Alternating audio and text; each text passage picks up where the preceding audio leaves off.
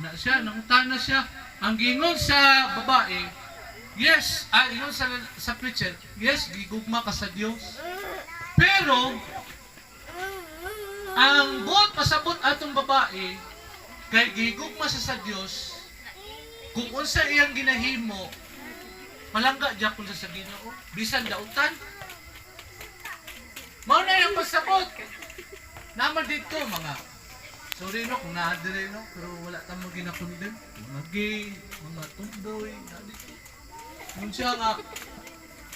So, kung God is love, palangga mi bisan unsa ang himuon namo, palangga mi sa Dios.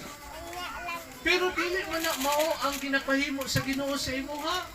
Kay kung tanawon nato ang Biblia, gihimo ra gid sa Ginoo babae ra gid lalaki. Dili bot pasabot nga gigugma ka sa Ginoo, patuyang ka gusto sa